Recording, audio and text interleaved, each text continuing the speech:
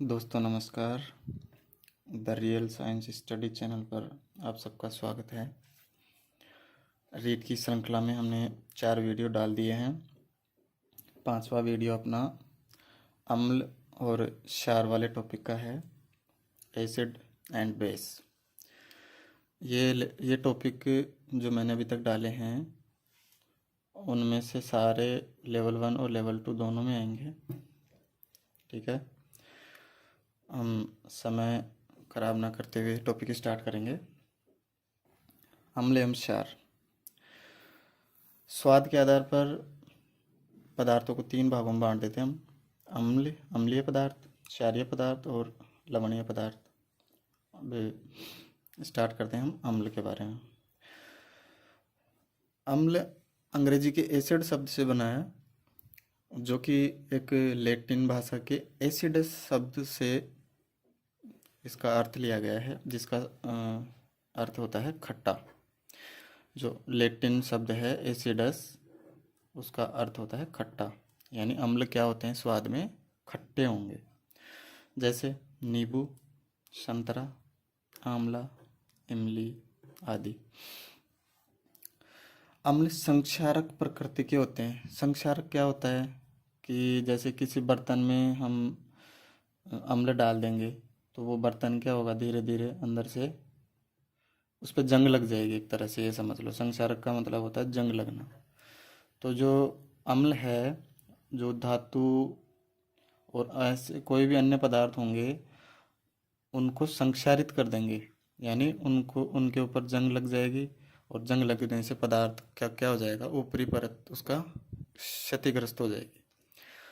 अम्ल धातुओं से क्रिया करके हाइड्रोजन गैस दे देते हैं। धातुओं से क्रिया करके क्या करेंगे, ये हाइड्रोजन गैस उत्पन्न करेंगे। ठीक है।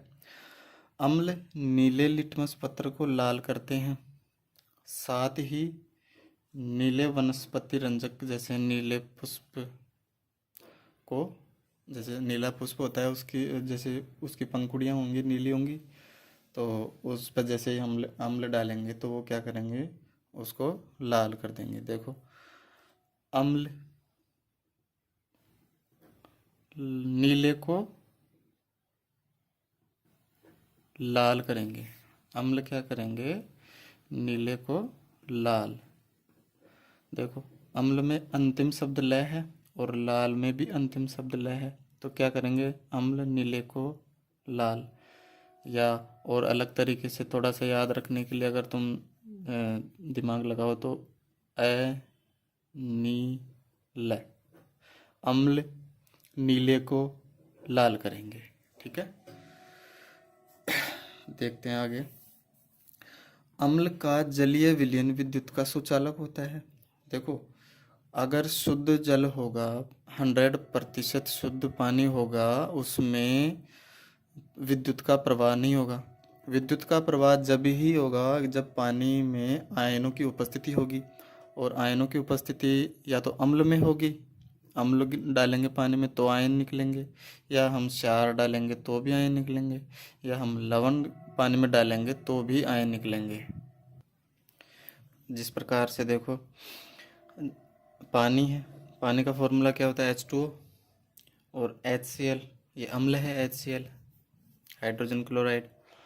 HCl को जब पानी में घोलेंगे तो ये H+ और Cl- में टूट जाएगा, H+ और Cl- में टूट जाएगा।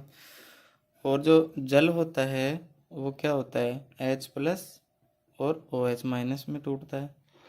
तो अब यहाँ पर क्या होगा कि ये जो हाइड्रोजन है ये यहाँ पे जुड़ेगा आके, और इसका हाइड्रोजन है, तो ये कौन सा यौगिक बन जाएगा, एक तरीके से हाइड्रोनियम आयन। इसको H3O+ को क्या बोलते हैं, हाइड्रोनियम आयन। ठीक है।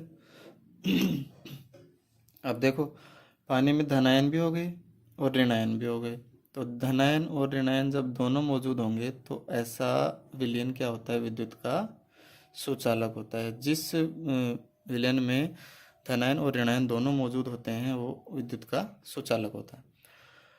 अम्ल और क्षार मिलकर लवण और जल बनाते हैं। ये लाइन ध्यान रखना, ये क्षार में भी आएगी ये लाइन, और जब लवण का निर्माण करेंगे तो भी ये आएगी। लवण का निर्माण किससे होता है? या तो अम्ल होगा और क्षार होगा।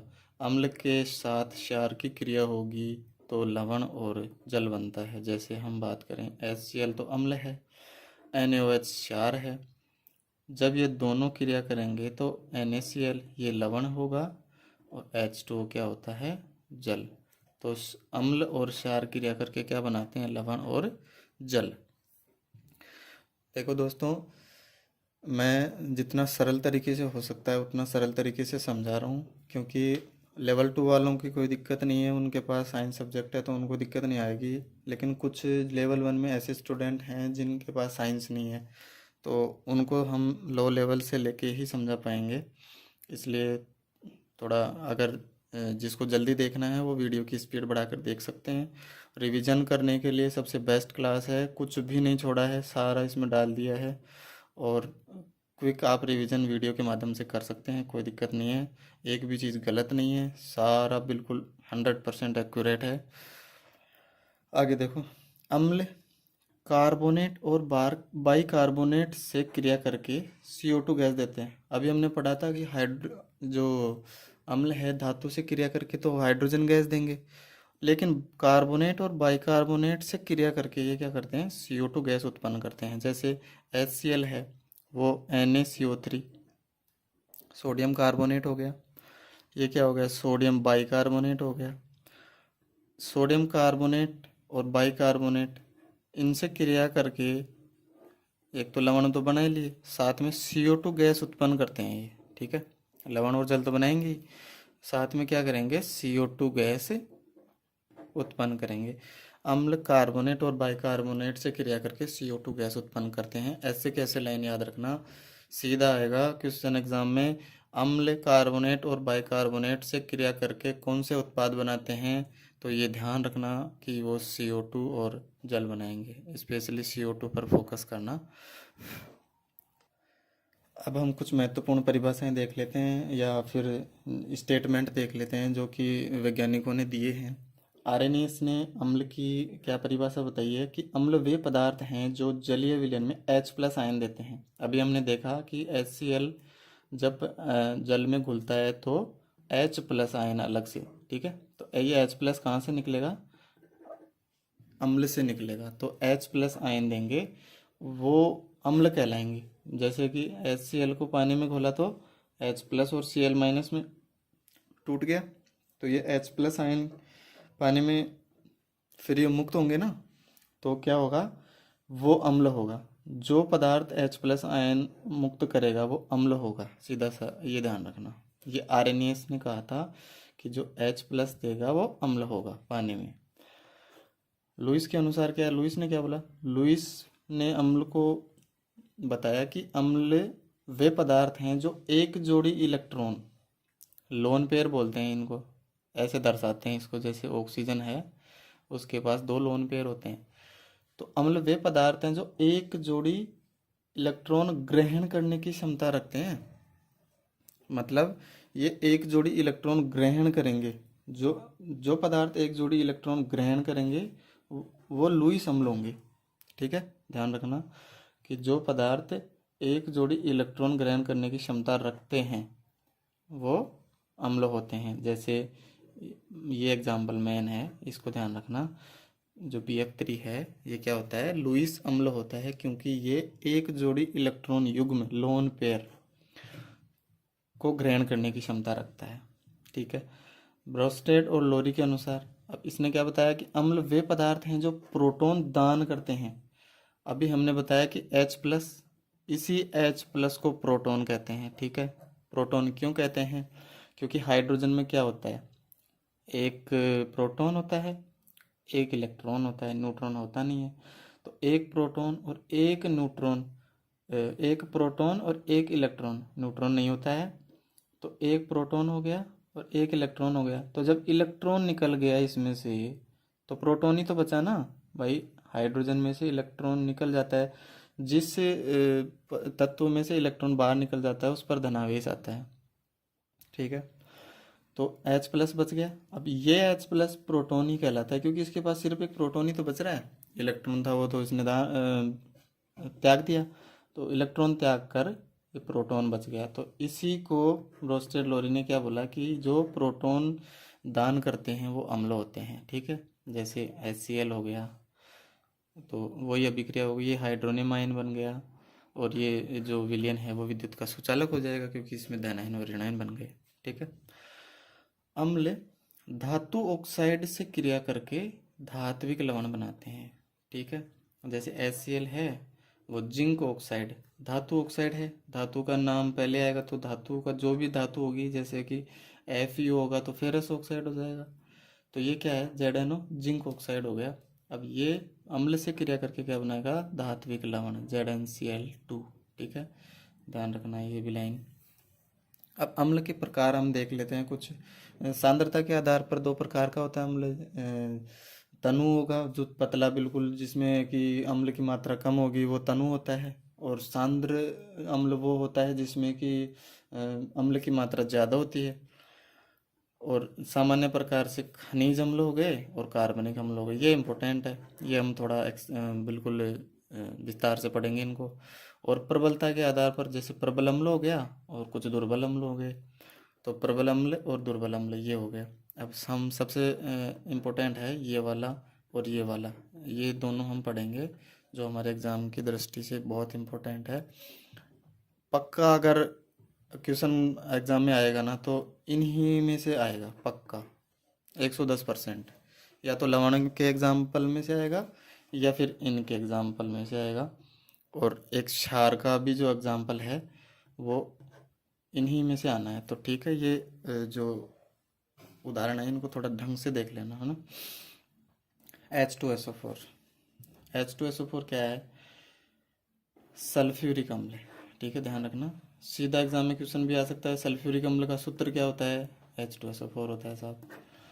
इसको गंधक का अम्ल भी कहते हैं, ठीक है। अगर सल्फ्यूरिक अम्ल का नाम ना आके उसमें क्वेश्चन में अगर गंधक का अम्ल भी दे दिया तो वो भी गंधक का अम्ल भी क्या होता है, H2SO4 ही होता है, ठीक है। अब अम्ल राज, अम्लों का राजा है ये, मतलब हर ज़्यादातर इसी अम्ल का प्रयोग किया जाता है, इसलिए अम्लों का राजा है। बाकी एक और है जिसमें वो भी एक प्रबल अम्ल होता है जो कि धातुओं तक को भी गला देता है, आगे आएगा हम उसमें पढ़ेंगे, ठीक है। उपयोग देखो इसका, जो सीसा संचायक सेल होते हैं ना उसमें जो इलेक्ट्रॉन का जो माध्यम होता है ना वो H2SO4 के द्वारा ही होता है। जो विलायक या विलयन जो जिसमें होता है ना तो उसमें H2SO4 काम में आता है सीसा संचायक सेलों में, ठीक है। चमड़ा उद्योगों में भी इसका प्रयोग करते हैं, औषधि निर्माण में। एक लाइन हमेशा ध्यान रखना, कोई सा भी अम्ल क्षार और लवण आ जाए प्रयोगशाला में अभिकर्मक के रूप में ये प्रयोग में आते ही आते हैं, कोई सा भी उदाहरण हो। ये तो एक सब में आएगा, मैं और जगह इसका लिखूंगा भी नहीं, आप सीधे ध्यान से रखोगे कि प्रयोगशाला में अभिकर्मक के रूप में ये काम आता है, तो ये सीधा सीधा आप ध्यान रख लेना, ठीक है। एक उदाहरण हम देख लेते हैं, अम्ल नहीं है ये अम्ल नहीं है, इस बस ऐसे आपकी आगे और भी पढ़ेंगे हम इसको, लेकिन थोड़ा सा रिकॉल कर लेते हैं। सोडियम हाइपोक्लोराइड, इसको ब्लीचिंग पाउडर कहते हैं, जो मोस्टली जो सफाई में काम आते हैं, जैसे बाथरूम वगैरह में, टॉयलेट वगैरह में, जो भी साफ़ सफाई का काम होता है ना उसमें हम सोडियम हाइपोक्लोराइड का प्रयोग करते हैं, ब्लीचिंग पाउडर का, ठीक है, ब्लीचिंग पाउडर का प्रयोग करते हैं। कीटाणुनाशक में भी जैसे पानी की टंकी होगी उसमें हम सोडियम कैल्शियम हाइपोक्लोराइड का प्रयोग करते हैं, क्योंकि इसमें क्लोरीन होता है और क्लोरीन हमेशा जल की साफ सफाई में काम आता है, ठीक है। दूसरा उदाहरण देखो, HCl हाइड्रोक्लोरिक अम्ल, इसको नमक का अम्ल भी कहते हैं। इसका उपयोग क्या होता है, आमाशय में जो जठर रस बनता है ना, अपने आमाशय में जो अम्ल उत्पन्न होता है वो HCl होता है, जो कि भोजन को पचाने में बहुत ही सहायक होता है। ये ही शुरू शुरू में भोजन को बिल्कुल छोटे छोटे कणों में तोड़ता है, यानी भोजन पचाने में सबसे महत्वपूर्ण भूमिका निभाता है आमाशय में HCl हाइड्रोक्लोरिक अम्ल। क्लोरीन का उत्पादन भी इसी के माध्यम से होता है, जैसे हम देखते हैं कि HCl है, अब इसमें क्लोरीन भी तो है ना, तो इसके उत्पादन के लिए भी हम HCl का काम में लेते हैं। सौंदर्य, जो सौंदर्यात्मक जो क्रीमें होती हैं ना, उन क्रीमों में भी HCl का बहुत प्रयोग किया जाता है। अब HNO3 नाइट्रिक अम्ल, ठीक है। HNO3 कौन सा है? नाइट्रिक अम्ल। इसको सोरे का अम्ल भी कहते हैं। खाद्य निर्माण में जहाँ भी नाइट्रोजन आ रहा है ना, ये समझ लेना वो खाद्य निर्माण में तो आना ही आना है नाइट्रोजन। विस्फोटक पदार्थ में भी इसको काम में लेते हैं। सोना चांदी का जो शुद्धिकरण होता है ना, उसमें भी इसको काम में लेते हैं HNO3 को। कार्बनिक अम्ल, अब देखो वो जो आपके थे ये एक तो कार्बनिक अम्ल हो गए, वो खनिज अम्ल थे जो आपके कंप्लीट हो गए हैं। अब कार्बनिक अम्लों के उदाहरण देखो, सिट्रिक अम्ल या साइट्रिक अम्ल, कुछ भी बोल दो। खट्टे फलों में पाया जाएगा ये, जैसे नींबू, संतरा, नारंगी। लेकिन ध्यान रखना जो आंवला है ना, उसमें एस्कॉर्बिक अम्ल पाया जाता है। थोड़ा सा ध्यान रखना, कहीं ऐसा दिमाग में रहे कि हाँ नींबू भी खट्टा है, आंवला भी खट्टा होता है, तो इसमें भी साइट्रिक अम्ल ही पाया जाएगा। नहीं नहीं, आंवले में एस्कॉर्बिक अम्ल पाया जाता है जो विटामिन सी का स्रोत है, ठीक है। अब इसके उपयोग देखो, विटामिन सी के स्रोत ये भी हैं, लेकिन आंवले में विटामिन सी ज़्यादा होता है। खाद्य पदार्थों की रक्षा, जो खाद्य पदार्थ पैकिंग करने में काम आएंगे, आपको पता है जैसे नींबू का अचार है, नींबू का अचार जल्दी से ख़राब नहीं होता। कच्चे आम का अचार है, वो भी जल्दी से ख़राब नहीं होता। कैरी जिसको बोलते हैं, कैरी का अचार, क्योंकि उनमें क्या होता है, साइट्रिक अम्ल होता है जो कि उसको ख़राब होने से बचाता है। पाचन क्रिया सही करने में, जिसके जैसे अगर क्षारीय माध्यम जिसके पाचन क्रिया में ज़्यादा हो गया, तो उसको अम्ल वाले पदार्थ, अम्लीय पदार्थ खिलाएंगे, जिससे कि पाचन क्रिया क्या होगी, सही हो जाएगी। एसिटिक अम्ल, जिसके आपको सूत्र लिख रहे हैं ना, वो सूत्र तो ध्यान ही रखने हैं। एसिटिक अम्ल का सूत्र क्या होता है? CH3COOH। सिरका से प्राप्त किया जाता है इसको। और जो अचार आदि पैक करते हैं ना, उसको खराब होने से बचाने के लिए उसमें एसिटिक अम्ल का प्रयोग किया जाता है, ताकि वो खराब नहीं हो, यानी उनके परिरक्षण के लिए एसिटिक अम्ल का प्रयोग किया जाता है। लैक्टिक अम्ल, लैक्टिक अम्ल क्या होता है? जैसे दूध होता है, दूध से क्या बनता है? दही बनता है। दूध से दही बनाने में जो जीवाणु काम में आता है ना, वो होता है लैक्टोबैसिलस जीवाणु, जो दूध को दही में बदलता है। इसलिए दूध में और दही में लैक्टिक अम्ल पाया जाता है, ठीक है। और जब थकान हो जाती है, हम बहुत सारा काम कर लेते हैं, तो जो हाथ पैरों के जो जोड़ हैं, जहाँ भी पेशियों का ज़्यादा काम आता है, पेशियाँ ज़्यादा उपयोग में आती है ना, तो उन पेशियों में और जोड़ों में क्या बनता है? लैक्टिक अम्ल बनता है, जो कि थकान के लिए बहुत जिम्मेदार है। लैक्टिक अम्ल, थकान थकान का अनुभव कब होता है? जब लैक्टिक अम्ल का जमाव बढ़ जाता है। उपयोग इसका प्रयोगशाला में अभिकर्मक, ध्यान रखना, हर अम्ल का, क्षार का, लवण का उपयोग प्रयोगशाला में अभिकर्मक के रूप में होगा, ठीक है। टार्ट्रिक अम्ल, टार्ट्रिक अम्ल किस में पाया जाता है? अंगूर और इमली में। अंगूर और इमली में टार्ट्रिक अम्ल पाया जाता है। सब्जियों में खट्टापन लाने के लिए जो अमचूर का पाउडर बनता है ना, मसाले में जो काम आता है अमचूर का पाउडर, वो इमली और अंगूर के माध्यम के द्वारा बनता है, क्योंकि उसमें क्या होता है? टार्ट्रिक अम्ल मौजूद होता है। ऑक्जेलिक अम्ल, ऑक्जेलिक अम्ल टमाटर में पाया जाता है। जो टमाटर रहता है उसमें ऑक्जेलिक अम्ल पाया जाता है, जो कि इसमें प्रयोगशाला में अभिकर्मक के रूप में काम में लेते हैं। अब कुछ अन्य देख लो, इम्पोर्टेंट। मैलिक अम्ल किस में पाया जाता है? सेव में। ब्यूटारिक अम्ल किस में पाया जाता है? मक्खन आदि में। जो जैसे हम घर वाले जिस बर्तन में छाछ बनाते हैं ना, उस बर्तन में जो बदबू आती है वो ब्यूटारिक अम्ल के कारण ही आती है, ठीक है। ग्लूटामिक अम्ल किस में पाया जाता है? गेहूं में। कुछ लोगों को ग्लूटोन एलर्जी होती है। ग्लूटोन एलर्जी क्या होता है? उनमें ग्लूटामिक अम्ल का पाचन होता ही नहीं है, तो उसके लिए कुछ लोग जीवन भर गेहूं को खा ही नहीं पाते हैं, क्योंकि उनके ग्लूटोन एलर्जी होती है, ग्लूटामिक अम्ल उनके पचता नहीं है, इसलिए वो गेहूं का सेवन करते ही नहीं है। और एक अल्कोहलिक अम्ल है वो गन्ने में पाया जाता है। ठीक है, ऐसे बस थोड़ा सा ध्यान रख लेना। अगर एग्जामिनर डीपली कुछ पूछ सकता है तो इन्हीं उदाहरणों में से पूछेगा, इनसे बाहर एक भी एग्जाम्पल नहीं आएगा। एक और थोड़ा सा देख लो, यूरिक अम्ल मूत्र में पाया जाता है। और अगर यूरिक अम्ल हमारे शरीर में यूरिक अम्ल की मात्रा अगर बढ़ जाती है ना, उससे गठिया रोग होता है। नाम सुना होगा ना, गठिया वाई, वो यूरिक अम्ल की अधिकता के कारण ही होता है। और जो सोडा वाटर और पेय पदार्थ होते हैं उनमें कार्बोनिक अम्ल का प्रयोग किया जाता है, H2CO3 कार्बोनिक अम्ल बोलते हैं इसको। ठीक है, थोड़ा सा ध्यान रखना इसका भी। फॉर्मिक अम्ल क्या होता है, जो चींटियाँ, मधुमक्खियाँ, ततैये, बिच्छू आदि के जो डंक होते हैं, इसमें बिच्छू भी है जैसे, आदि के जो डंक होते हैं ना, उसी में फॉर्मिक अम्ल पाया जाता है। जो चींटी वगैरह या ततैया वगैरह जैसे हमें डंक मारते हैं, तो जो दर्द का जो अनुभव होता है ना, वो इसी अम्ल के कारण होता है, फॉर्मिक अम्ल के कारण। ठीक है दोस्तों, इसके अलावा जो डीएनए आरएनए होता है उसमें न्यूक्लिक अम्ल पाया जाता है। जैसे डीएनए में डीऑक्सी न्यूक्लिक एसिड पाया जाएगा, डीऑक्सी राइबोज न्यूक्लिक अम्ल, और आरएनए में राइबोज न्यूक्लिक अम्ल पाया जाता है। ठीक है, तो और पदार्थों का जो परिरक्षण है ना, वो सोडियम बेंजोएट भी करता है, ये भी ध्यान रखना। अगर अलग से पूछ ले एग्जाम्पल में कि पदार्थों के परिरक्षण के लिए हम निम्न में से कौन सा पदार्थ काम में लेंगे, तो ये सोडियम बेंजोएट भी हम काम में लेते हैं।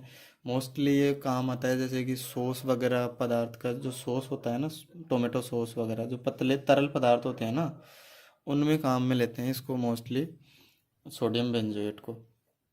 थोड़ा सा दिमाग में रख लेना, चाय में टैनिक अम्ल पाया जाता है ना। ठीक है, एंटीसेप्टिक में जो एंटीसेप्टिक जो क्रीम बनती है, चोट वगैरह लग जाती है उनके लिए, तो जो वो क्रीम बनती है उनमें H3BO3 बोरिक अम्ल का उसमें प्रयोग किया जाता है, जिससे कि चोट वगैरह जल्दी से ठीक हो जाती है। और जो सुंदर दिखने वाली क्रीमें बनाते हैं जितने भी लोग, उन क्रीमों में क्या पाया जाता है, बेंजोइक अम्ल। तो जो सौंदर्यात्मक जो क्रीमें होती हैं सारी, उसमें बेंजोइक अम्ल का अधिक से अधिक उपयोग करते हैं। अब ये तो हो गया, खनिज अम्ल भी हो गया और कार्बनिक अम्ल भी हो गया। इसके बाद प्रबल अम्ल और दुर्बल अम्ल देख लो। प्रबल अम्ल क्या होता है, जो जल में पूर्ण रूप से आयनित हो जाता है। जैसे HCl है, वो H+ और Cl में पूर्ण रूप से टूट जाता है, तो ये प्रबल अम्ल हो गया। अधिक संख्या में H+ देने वाले होते हैं ये, मतलब इनके पास H+ आयनों की संख्या अधिक होती है और ये आसानी से H+ आयन दे देते हैं, इसलिए ये प्रबल अम्ल हो जाते हैं, जैसे H2SO4, HCl, HNO3। ठीक है, दुर्बल अम्ल क्या होते हैं, ये कम आयनित होंगे और इनमें H+ आयनों की संख्या भी कम होगी, और ये H+ आयन आसानी से देते भी नहीं है, मतलब बहुत कम H+ आयन ये त्यागेंगे। जैसे कि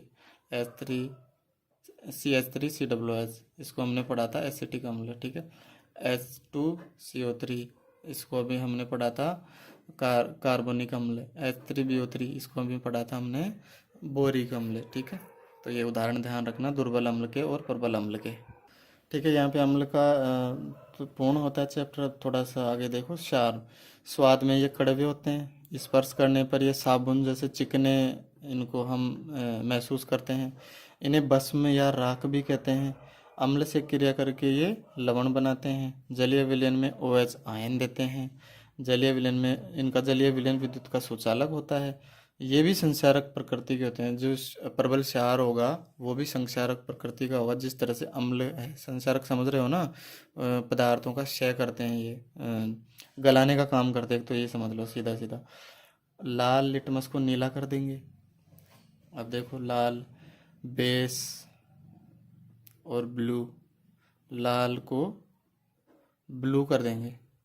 ठीक है, तो बेस की स्पेलिंग कहाँ से स्टार्ट होती है, बी से। ब्लू की स्पेलिंग बी से स्टार्ट होती है, ई पे ख़त्म और ई पे ये ख़त्म। तो ये क्या करेंगे, बेस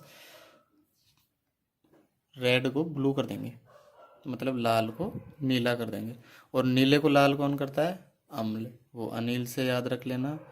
और ये बेस और ब्लू से याद रख लेना। ठीक है, जिसमें मैचिंग हो रहा है शब्द पूरा ध्यान रख लेना। ठीक है,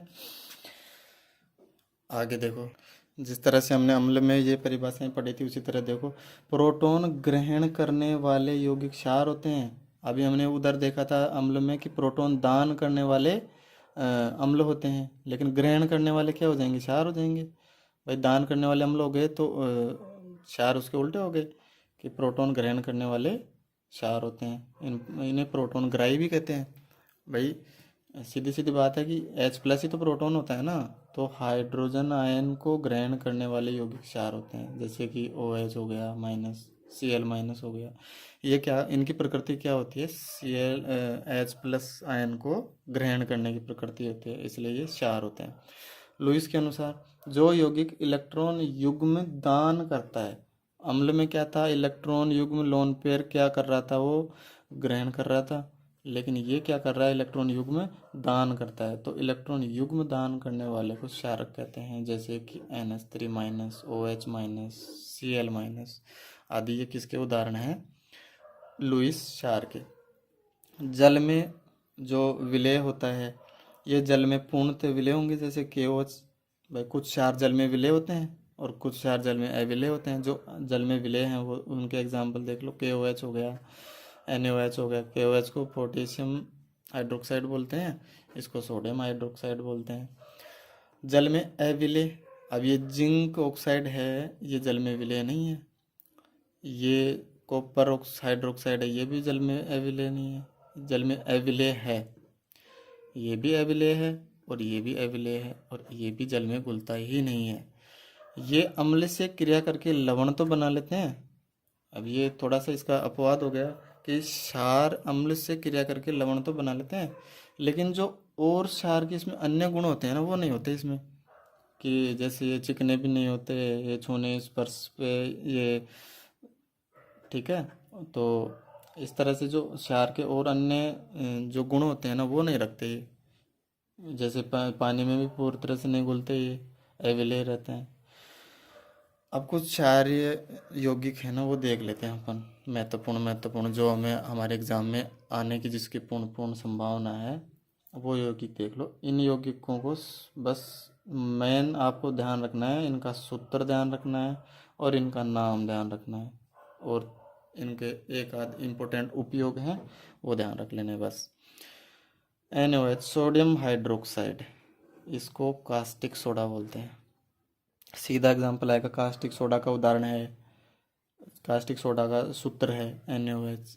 सीधा एग्जाम में से ही पूछेगा। साबुन निर्माण, जो कपड़े धोने का साबुन होता है ना, जो कपड़े धोने के साबुन में जो डिटर्जेंट वगैरह हैं उनमें किसका प्रयोग किया जाता है, NaOH का। नमक का निर्माण करने में भी इसका प्रयोग किया जाता है NaOH का, क्योंकि हम देखते हैं अभी HCl और NaOH को अगर मिलाएंगे तो क्या बनेगा, ये तो NaCl बन जाएगा और ये जल बन जाएगा। तो अम्ल और क्षार मिलकर लवण और जल बनाते हैं। तो इस प्रकार से नमक का निर्माण होता है, वो NaOH के माध्यम से होता है।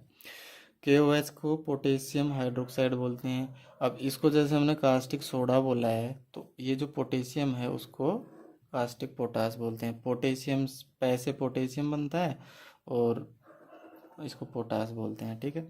तो जो नहाने का जो साबुन होता है ना, उसके निर्माण में पोटेशियम हाइड्रोक्साइड का प्रयोग हम करते हैं। कैल्शियम हाइड्रोक्साइड, कैल्शियम हाइड्रोक्साइड चूने का पानी इसको कहते हैं, या फिर बुझा हुआ चूना भी इसको कहते हैं। या तो चूने का पानी बोलेंगे या बुझा हुआ चूना बोलेंगे। जो मकान वगैरह की सफ़ेदी करते हैं उसमें इसको काम में लेते हैं। और जो ब्लीचिंग पाउडर बनता है, जो हमने अभी पिछले उसमें देखा था CaOCl2, ये जो ब्लीचिंग पाउडर है इसका निर्माण करने में भी इसको काम में हम लेते हैं। NH4OH अमोनियम हाइड्रोक्साइड, जो अमोनियम हाइड्रोक्साइड है इसको हम प्रयोगशाला में अभी कर्मक के रूप में ले लेंगे काम में। तो ध्यान रखना, अमोनियम हाइड्रोक्साइड का सूत्र ये होता है, नाइट्रोजन पर धनावेश जरूर आएगा। MgOH मैग्नीशियम हाइड्रोक्साइड, इसको मिल्क ऑफ मैग्नीशिया कहते हैं, मिल्क ऑफ मैग्नीशिया। जैसे तो ये क्षारीय प्रकृति का है।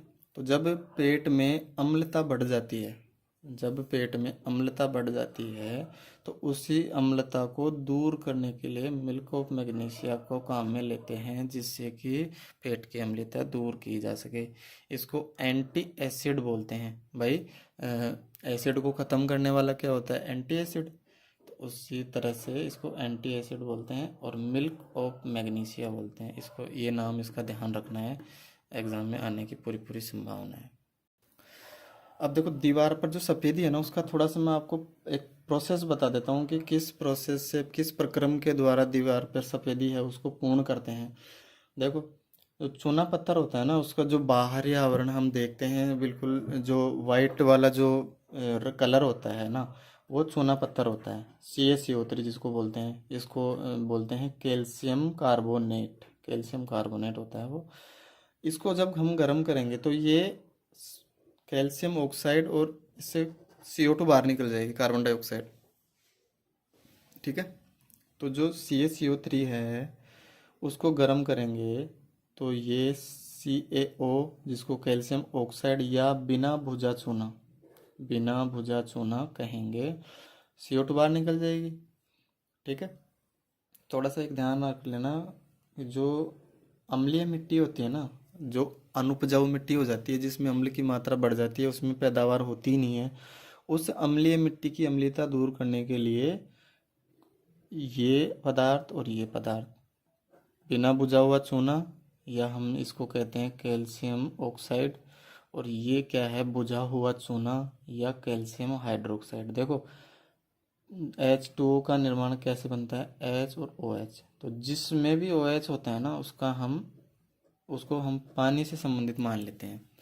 तो अब देखो इसमें, ये तो बिना बुझा चूना हो गया, बिना बुझा मतलब बिना पानी का, और ये जिसमें थोड़ा बहुत पानी हो गया वो क्या हो गया? बुझा हुआ चूना हो गया। ठीक है। तो इनको हम ज़मीन में डालेंगे तो मिट्टी की अम्लीयता दूर हो जाएगी, क्योंकि ये अम्ल और क्षार क्रिया करके क्या लवण बना लेंगे, और जो मिट्टी की अम्लीयता है वो दूर हो जाएगी।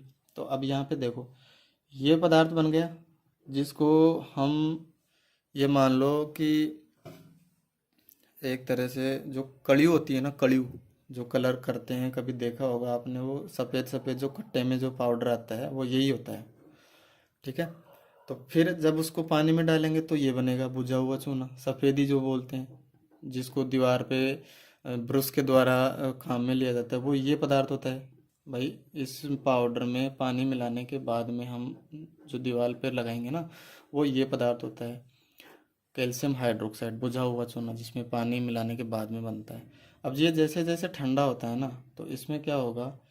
जो CO2 बाहर निकली थी, वो वातावरण से ये CO2 ग्रहण कर लेता है, और ग्रहण करके क्या बना लेता है? CaCO3।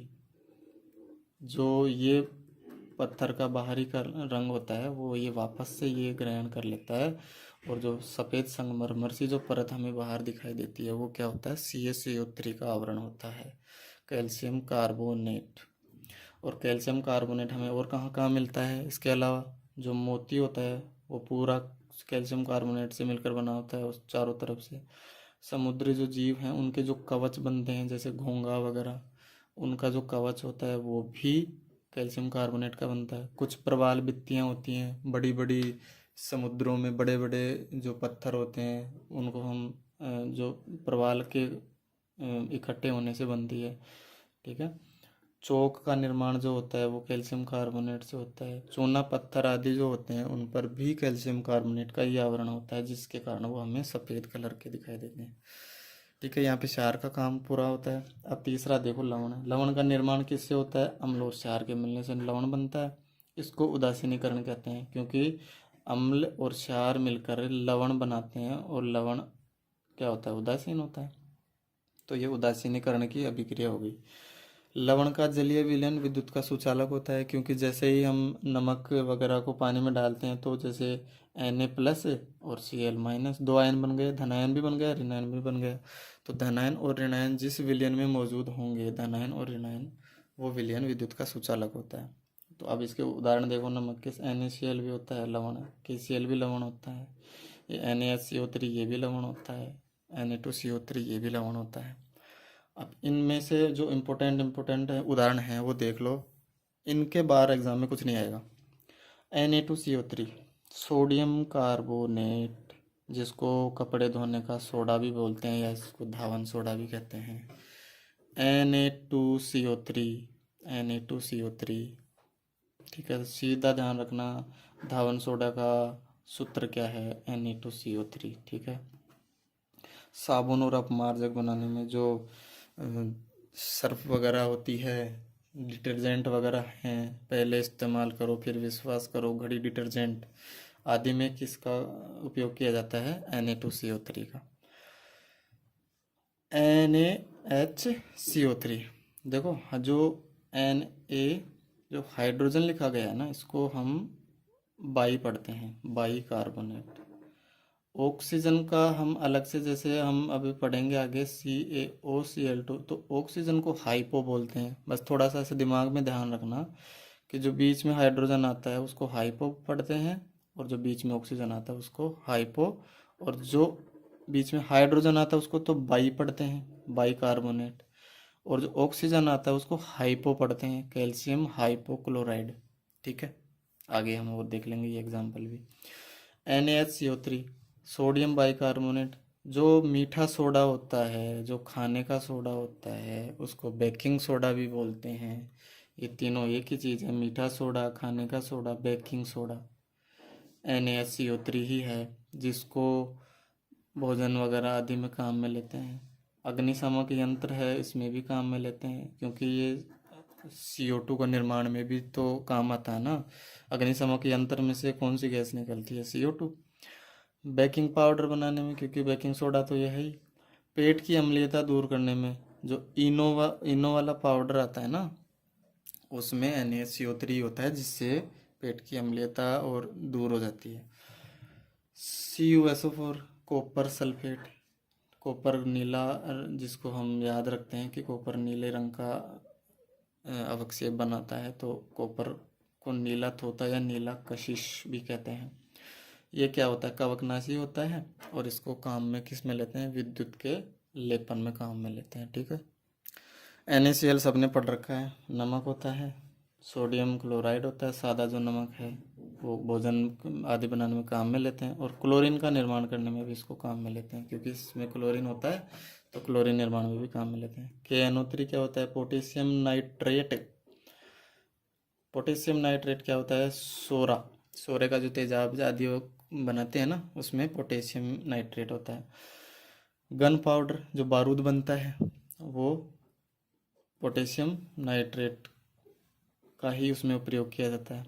आतिशबाजी, पटाखे वगैरह जो बनाते हैं उनमें भी, और जब मैं अभी मैंने बताया था कि नाइट्रोजन का जहाँ भी आ जाए वहाँ उर्वरक का निर्माण के प्रयोग में भी इसको काम में लेते हैं। अब देखो पोटास एलम, जिसको फिटकरी कहते हैं, इसका सूत्र है K2SO4 Al2SO4 का होल थ्राइज डॉट 24H2। सीधा सीधा ध्यान रख लेना, ऐसे कैसे याद हो जाएगा, ये तो एक बार याद देख लो, याद हो जाएगा। इस फिटकरी को काम में किस में लेते हैं, जल का शुद्धिकरण में, भाई जल को स्वच्छ करने के लिए। चूहे मारने की जो दवा बनती है, अब ये तो इम्पोर्टेंट हो गई, इसके अलावा आपको ध्यान रखने हैं वो लवण के जो एग्जाम्पल हैं वो और ध्यान रखना है। जो चूहे मारने की दवा होती है ना, वो ZnSO4 होता है, जिंक सल्फेट। इसको सफ़ेद थोथा कहते हैं, क्योंकि जिंक जो है वो सफ़ेद कलर का होता है, इसलिए इसको सफ़ेद तोता कहते हैं। तो जिंक सल्फेट ये चूहे मारने की दवा होती है। इसका सीधा अभी पूछ ले कि जिंक चूहे मारने की दवा का सूत्र बताओ, तो ये सीधा ZnSO4.7H2 बता देना, ऐसे कैसे। NH4Cl का क्या है, अमोनियम क्लोराइड, जो नौसादर होता है ना, उसको NH4Cl बोलते हैं। एक और देख लो, जो लोहे आदि के जो बर्तन होते हैं, और जो ब्लड बढ़ाने वाले जो दवाई, ये थोड़ा सा ध्यान रखना, ठीक है। ब्लड बढ़ाने वाली जो दवाइयाँ आती हैं उनके लिए इसको काम में लेते हैं, फेरस सल्फेट को, ठीक है। और इसको हराकसिस भी ऐसे कहते हैं, थोड़ा सा ध्यान रख लेना बस। बाकी इम्पोर्टेंट ये है कि जो ब्लड आदि बढ़ाने वाली जो दवाइयाँ काम में लेते हैं ना, उनमें फेरस सल्फेट का प्रयोग करते हैं।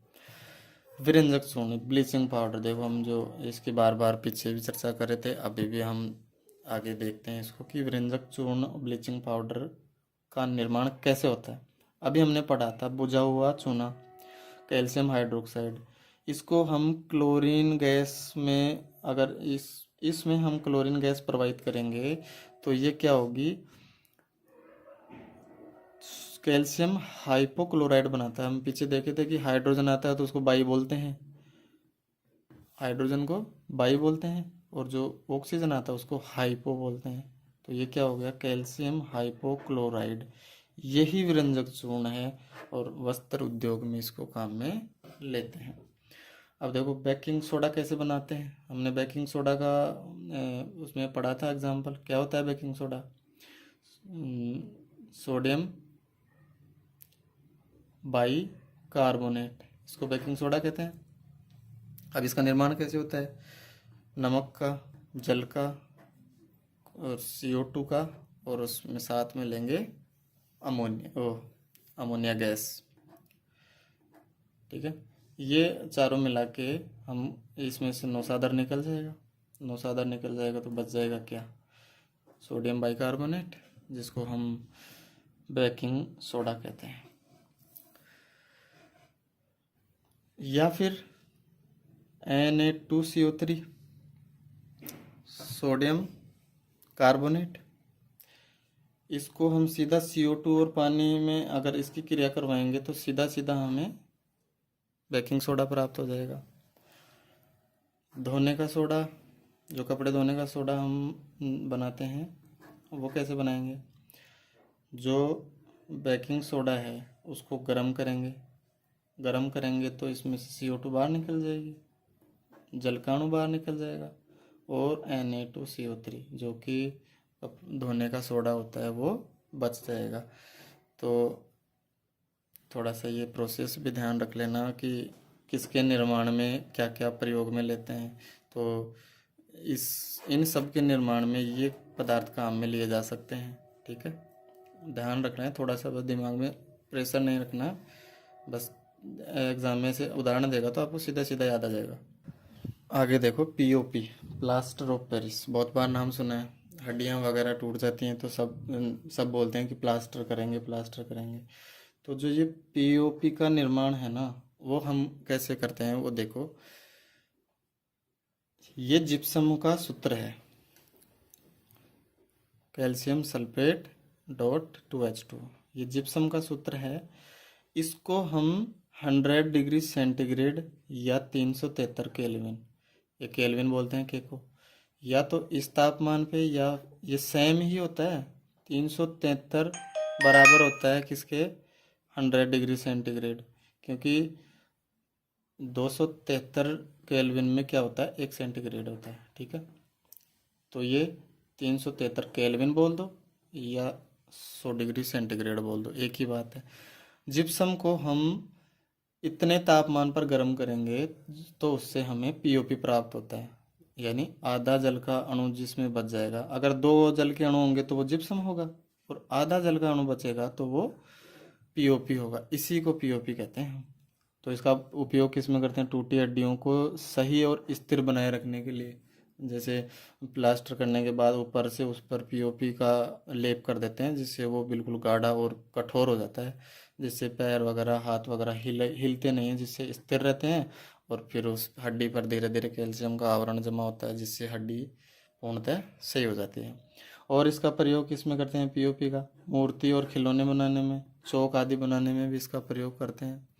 यहाँ पर अम्ल, क्षार और लवण का तो पार्ट कंप्लीट होता है, लेकिन कुछ ऐसे सूचक हैं जिनसे हमें पता लगता है कि कौन अम्ल है कौन क्षार है, या फिर उन सूचकों पर अम्ल और क्षार की क्रिया का क्या असर होता है, वो क्या प्रतिक्रिया उनके प्रति दर्शाते हैं, उनको हम सूचक कहते हैं, इंडिकेटर। तो उसको 2 भागों में बांट लेंगे। कुछ प्राकृतिक सूचक होंगे जिन्हें बनाने की ज़रूरत नहीं है, और कुछ मानव निर्मित सूचक भी हैं जिनसे हम आगे प्रयोग करके पता लगाते हैं कि कौन सा अम्ल होता है और कौन सा क्षार होता है। प्राकृतिक सूचकों में से 3 ध्यान रखना है।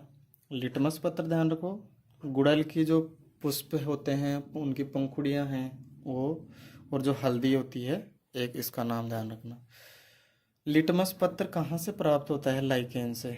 वेरी इंपॉर्टेंट है, कोई भी एग्जाम में पूछा जा सकता है कि जो लिटमस पत्र है वो कहाँ से प्राप्त होता है? लाइकेन से। अब लाइकेन क्या होता है? शैवाल और कवक का सहजीवन है, साथ साथ रहते हैं। एक भोजन को प्राप्ति करवाता है, ये तो भोजन की प्राप्ति करवाता है, शैवाल प्रकाश संश्लेषण का काम करता है, और कवक क्या करता है? नीचे जमीन में से खनिज लवण और जल आदि को पौधे तक पहुंचाता है। तो जो लाइकेन है, इसी लाइकेन से लिटमस पत्र प्राप्त होता है। अब जो लिटमस पत्र हम सीधा ये लाइकेन से बनाते हैं वो बैंगनी कलर का होता है। अब इस बैंगनी कलर पर हम अम्ल डालते हैं तो वो लाल होता है, ठीक है। और अगर इस लाल लिटमस पर हम क्षार का प्रयोग करेंगे तो क्या हो जाएगा? ये नीला हो जाएगा। अब इस नीले पर वापस हम अम्ल डालेंगे तो लाल हो जाएगा। तो अम्ल तो क्या करता है? अम्ल का काम तो क्या है? लाल का रंग करना। ले आखिरी में इसमें, लाल इसमें आखिरी में। तो अम्ल क्या करता है? नीले को लाल। और क्षार क्या करता है? लाल को नीला, ठीक है। ये याद रखना, क्षार का काम क्या है? लाल को नीला करना, और अम्ल का काम क्या है? नीले को लाल करना, ठीक है। थोड़ा सा बस ये ले से ध्यान रख लेना। और बेस वाला हमने बताया था पीछे, बेस ये ए से चालू, ए पे, बी पे से चालू, बी पे ख़त्म। और ब्लू भी क्या होता है? बी से चालू, बी पे ख़त्म। तो रेड को ब्लू करता है बेस। गुड़हल के पुष्प, गुड़हल के पुष्प क्या होते हैं? हल्के गुलाबी होते हैं। उन पर अम्ल का प्रयोग करेंगे तो वो गहरे गुलाबी रंग के हो जाएंगे, और क्षार का प्रयोग करेंगे तो गहरे हरे रंग के हो जाएंगे। तो ये प्राकृतिक सूचक हो गए कि भाई कौन सा अम्ल है कौन सा क्षार है, उसको निर्धारित करेंगे ये। हल्दी, हल्दी में क्या होता है? हल्दी का रंग पीला होता है। तो अम्ल का प्रयोग अगर हल्दी के ऊपर करेंगे तो वो तो क्या होगा? उसकी वजह से क्या हो जाता है? उसका रंग पीला का पीला रहता है, ठीक है। और अगर उस पीले रंग पर हम क्षार का प्रयोग करेंगे तो वो लाल रंग का हो जाएगा। फिर वापस से उस पर अम्ल का प्रयोग होगा तो फिर से वो पीले कलर का हो जाएगा, ठीक है। तो ये ध्यान रखना कि क्षार का प्रयोग करेंगे तो ये लाल रंग का हो जाएगा, और अम्ल का प्रयोग करेंगे तो ये पीला का पीला ही रहता है, नो चेंज, कोई परिवर्तन उसमें नहीं होता है। कृत्रिम सूचकांक, ये ध्यान रखना, ये दोनों नाम याद रखना। सीधा बहुत बार एग्जाम में पूछा गया है और आगे भी पूछे जाने की पूरी पूरी संभावना है कि मेथिल ऑरेंज क्या है? कृत्रिम सूचकांक है, मानव निर्मित सूचकांक होते हैं ये ऑरेंज कलर का होता है, जो इसके नाम से ही पता चल रहा है। इस पर अम्ल का प्रयोग करेंगे तो ये रेड कलर का हो जाएगा, और इस पर अगर क्षार का प्रयोग करेंगे तो ये येलो कलर का हो जाएगा, ठीक है। फिनोप्थलीन, ये पीले रंग का होता है, येलो। तो अगर इस पे अम्ल का प्रयोग करेंगे तो कोई परिवर्तन नहीं होगा, ये येलो का येलो ही रहेगा, फिनोप्थलीन। और अगर इस पे क्षार का प्रयोग करेंगे तो ये रेड कलर का हो जाएगा। तो मोस्टली ध्यान रखना, जहाँ भी क्षार आ रहा है ना वहाँ पर मोस्टली लाल रंग हो रहा है, लाल, ठीक है। एक इसको छोड़ के यहाँ भी लाल हो रहा है, हल्दी में भी लाल हो रहा है, और लिटमस में क्या होता है? लाल को नीला कर रहा है, ठीक है। थोड़ा सा दिमाग में रख लेना, सीधा सीधा है। लिटमस को नीले को लाल अम्ल, लाल को नीला क्षार। गुड़हल की पत्तियों को अम्ल तो गहरा गुलाबी कर देता है, क्षार हरा रंग का कर देता है। हल्दी को क्षार तो लाल कर देता है, अम्ल में कोई परिवर्तन नहीं होता है। मेथिल ऑरेंज, ऑरेंज कलर का होता है, वो अम्ल से रेड हो जाता है और क्षार से येलो हो जाता है। फिनोप्थलीन क्या होता है? येलो कलर का होता है, तो रेड जो अम्ल होता है उसमें कोई परिवर्तन नहीं होता है, और क्षार में ये लाल रंग का हो जाता है। रीट में एक टॉपिक और है, पीएच स्केल, ठीक है। ये थोड़ा सा आप इसको देखना ढंग से, ज़्यादा इसमें कुछ भी नहीं है, कुछ कुछ छोटी छोटी लाइनें, इंपॉर्टेंट लाइनें, वो ध्यान रख लेना। एक तो इसकी खोज ध्यान रख लेना, पीएच स्केल की खोज किसने की थी? सोरेनसन नामक वैज्ञानिक ने की थी, बस थोड़ा सा ये ध्यान रखना। पीएच स्केल का काम क्या होता है? पीएच स्केल का काम होता है अम्लीयता और क्षारीयता को जो मापता है ना, वो पैमाना होता है। एक स्केल होता है जिस पर 0 से 14 तक की संख्याएं लिखी होती हैं और उसमें अम्ल और क्षार को मापने का पैमाना होता है। अब जो पीएच में जो पी का मतलब होता है ना, ये होता है क्षमता, या जिसको हम पावर भी कहते हैं, शक्ति भी कह सकते हैं, ठीक है। और एच का मतलब होता है एच प्लस आयन, इसकी सांद्रता। एच प्लस आयन की सांद्रता ज़्यादा होगी तो अम्लीय होगा, एच प्लस आयन की सांद्रता कम होगी तो कम अम्लीय होगा। इस पर 0 से देखो, एक स्केल होता है इस तरह का, इस तरह का स्केल मान लो, जिस पर 1 से लेकर 14 तक की संख्याएं लिखी होती हैं। बीच में एक अंक होता है 7 का। 7 पर ना तो कोई पदार्थ अम्लीय होता है ना क्षारीय होता है, तो हम इसको कहते हैं उदासीन बिंदु। ये 0 हो गया, ये 1 से लेके 7 तक इधर और 7 से 14 तक इधर। तो इस 7 से इधर वाले तो क्षारीय होते हैं और 7 से जो कम होते हैं वो अम्लीय होते हैं, ये ध्यान रखना बस। 14 वाला सबसे क्षारीय होगा, सबसे ज़्यादा क्षारीय, और ये 0 वाला क्या होगा, सबसे अधिक अम्लीय, ठीक है। जैसे जैसे इधर बढ़ेंगे अम्लीयता कम होती जाएगी और जैसे जैसे इधर बढ़ेंगे तो क्षारीयता बढ़ती जाएगी, ठीक है। अंक बढ़ने के साथ अम्लीयता कम होती है, अंक बढ़ने के साथ क्षारीयता बढ़ती है, इसलिए लिखते हैं अम्लीय सामर्थ्य। अम्लीय सामर्थ्य क्या होता है, व्युत्क्रमानुपाती होता है। पीएच ज़्यादा होगा तो अम्लीय सामर्थ्य कम होगा, पीएच का मान कम है तो अम्लीय सामर्थ्य ज़्यादा होता है, इसलिए ये व्युत्क्रमानुपाती होते हैं। और जो क्षारीय सामर्थ्य है वो समानुपाती होता है। जैसे जैसे संख्याएं बढ़ेंगी तो क्या होगा, पीएच का मान बढ़ेगा, ठीक है।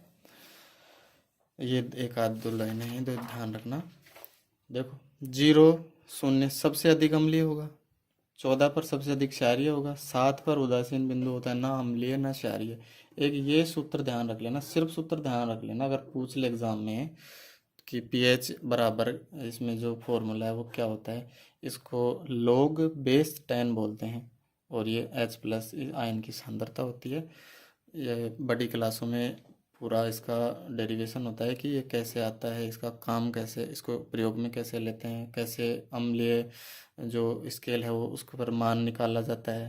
पर रीट में यहाँ तक नहीं पहुँचेगा वो, क्या है, सीधा फॉर्मूला याद रख लेना आप। तो अम्लीय सामर्थ्य भी बताया था व्युत्क्रमानुपाती होता है और क्षारीय सामर्थ्य समानुपाती होता है। H प्लस आयन अम्ल का निर्धारण करते हैं और जो OH माइनस आयन है वो क्षार का निर्धारण करते हैं। अभी हम देखे थे HCl में H प्लस आयन होता है वो अम्ल होता है HCl, और NaOH में हम देखे थे ये NaOH क्षारीय होता है तो इसमें OH माइनस आयन होता है।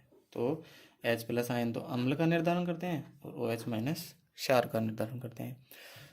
जैसे अगर हम बात करें कि जो बरसात का पानी होता है उसका पीएच अगर 5.6 से कम है तो वो अम्लीय वर्षा में आती है, अगर पीएच उसका 5.6 से कम होता है वो अम्लीय वर्षा होती है। शुद्ध जल का पीएच कितना होता है, 7 होता है। उदासीन होता है बिल्कुल, ना तो अम्लीय होगा ना क्षारीय होगा। मुख का पीएच है वो 5.5 से अगर कम हो जाता है तो दांतों का क्षय हो जाता है, दांत गलने लग जाते हैं। कि अगर मुख का पीएच 5.5 से कम होता है ना तो दांतों का गलना स्टार्ट हो जाता है। इसलिए जो टूथपेस्ट वगैरह काम में लो वो हल्के क्षारीय टूथपेस्ट काम में लेने चाहिए। अगर ज़्यादा क्षारीय लेंगे तो भी दांतों का क्षय होगा, दांत गलेंगे। इसलिए जो हल्के क्षारीय टूथपेस्ट आएंगे वो काम में लेने चाहिए। मुख की सफाई के लिए हल्के क्षारीय दंत मंजन का काम में लेना चाहिए। अब देखो कुछ पीएच हैं और कुछ उनके मान हैं, सारा बिल्कुल डिट्टो डाटा है, कहीं पर भी कोई दिक्कत नहीं है, एक भी डाटा गलत नहीं है। एग्ज़ाम में कोई सा भी ऑप्शन आएगा, इनमें से कोई ऑप्शन मिल जाए तो आप सीधा उसी को टिक करना, दूसरे ऑप्शन पर ध्यान ही मत देना। जैसे सीधा पूछ लेगा रक्त का पीएच कितना होता है, अगर ऐसे दे रखा है कि 7.3 से 7.5 तो ये ऑप्शन टिक करना है, और एक अगर देख तो उसको 7.4 में करना है, ठीक है। नींबू का पीएच कितना होता है, इतना होता है, 2.2 से 2.4। ये रटने की चीज़ें हैं, इसमें समझाने का कुछ नहीं है। और एक अगर दे तो 2.2। जठररस जो जठररस क्या होता है, HCl, जो पाचन क्रिया में काम आता है, बहुत अधिक अम्लीय होता है क्योंकि मोस्टली उसमें क्या होता है, HCl। तो उसका pH कितना होता है, 1.2 से 1.4। MgOH, मिल्क ऑफ मैग्नीशिया, हम अभी बात कर रहे थे कि पेट की अम्लीयता दूर करने के लिए काम में लेते हैं। उसका pH कितना होता है, 10, क्योंकि वो क्षारीय होता है और क्षारीय होने की वजह से ही तो वो अम्लीयता को दूर कर पाएगा। NaOH का क्या होता है, 14 pH मान। सबसे अधिक जो क्षारीय पदार्थ है वो NaOH है। HCl का देखो 1.2, अभी हमने देखा था जठरस में HCl 1.2 हो गया। दूध और मूत्र का जो pH है वो समान होता है 6.0, और जो दही का जो है वो 6 से कम, क्योंकि दही ज़्यादा अम्लीय होता है। और जो लार का pH है वो 6.6 होता है। ठीक है, कुछ उदाहरण आपको और दिखा रहा हूँ, हो सकता है कहीं पूछ ले। जो लोहे पर जंग लगती है ना, वो Fe2O3, इससे फेरोफेरिक ऑक्साइड से बनती है, जो लाल भूरे रंग की होती है। चांदी पर जो जंग लगती है ना, Ag2S, काले रंग की होती है। तांबे पर जो जंग लगती है वो इसकी वजह से लगती है, कॉपर हाइड्रोक्साइड या कॉपर कार्बोनेट से, जो हरे रंग की होती है। देखो, एक होता है अम्लराज, एक्वा रेजिया, जो कि धातु, सोने, चांदी, प्लेटिनम तक को भी गला देता है। ये सोना, प्लेटिनम, पीटी को इससे बोलते हैं, सोने को हम ओरम लिखते हैं, AU। तो इनको भी गला देता है। इतना खतरनाक, इतना इसका खतरनाक अभिक्रिया होती है कि ये सोने, चांदी, प्लेटिनम तक को गला देता है। इसको एक्वारेजिया कहते हैं, अम्लराज, जिसमें HNO3 का तो 1 भाग और HCl के 3 भाग, यानी 3:1 में काम में लेते हैं इसको। 3 अणु तो होंगे HCl के और 1 अणु होगा HNO3 का। ठीक है, इसको धोखेबाज सुनार काम में लेते हैं। गांव गांव में, सिटी में कहीं भी आते हैं और सीधा बोलते हैं कि हाँ, हम आपकी माला को, जो गंदी वंदी हो जाती है थोड़ा बहुत, उस पर जंग वगैरह लगने के कारण है, तो वो थोड़ी भद्दी दिखने लग जाती है, तो वो आते हैं कि बोले हम साफ कर देंगे इसको। तो वो क्या करते हैं, इस एक्वारेजिया में उसको डाल देते हैं, जिससे उसकी ऊपर ऊपर की परत गल के हट जाती है, और वो नया तो दिखता है, लेकिन उन्हें ये पता होना चाहिए कि उसकी जो ऊपर की परत है उसको वो सुनार ले गया काम में। मतलब वो गल गल के वो बिल्कुल हल्की हो जाएगी चैन, सोने चांदी की जो चैन होगी। तो उसमें से जो सोना चांदी निकल के जाएगा वो उस धोखेबाज सोनार अपने साथ ले जाएगा और कमाई कर लेगा बढ़िया। पीतल है वो कॉपर और जिंक से मिलकर बनता है। 70% तो कॉपर होता है, 30% उसमें जिंक होता है। कांसा बनता है वो कॉपर और टिन से बनता है, SN को टिन बोलते हैं। 90 और 10%। जो गन मेटल होता है वो कॉपर, जिंक और टिन से मिलके बनता है। और जो फ्यूज तार, जो टांके वाला, टांका लगाने में जो तार काम में लेता है ना, वो टिन और लेड को से मिलके बना होता है। ये थोड़ा सा आंकड़े ध्यान रख लेना कि कौन सी धातु किससे किससे मिलके बनी है। हो सकता है कोई एग्ज़ाम में पूछ ले, थोड़ा सा ऐसे दिमाग में कम से कम याद तो रहेगा ना। ठीक है दोस्तों, इस तरह से आपका ये टॉपिक भी पूरा होता है। तो आपको आगे कौन सा टॉपिक पढ़ना है, कौन से टॉपिक में कोई दिक्कत आ रही है, क्विक रिवीजन करना है आपको। सीधा 1.5 की स्पीड में चलाओ वीडियो को, आराम से क्विक रिवीजन करो। आपको नोट्स तो सबके पास है, नोट्स बनाने की ज़रूरत नहीं है अब। सीधा नोट्स खोलो, वीडियो को 1.5 की स्पीड में चलाओ, आराम से एक एक लाइन पढ़ते जाओ, मिलाते जाओ और रिवीजन करते जाओ। बस सीधा सा यही काम बचा है, इतने से दिन बचे एग्ज़ाम में कि वीडियो चलाओ सामने, नोट्स रखो और आराम से उनके रीडिंग लगाते जाओ। कहीं भी दिक्कत आ रही है तो वीडियो को थोड़ा रुक के देख लो, आराम से आपको सारा क्लियर हो जाएगा इसमें। ठीक है, मस्त रहो, खुश रहो। Thank you.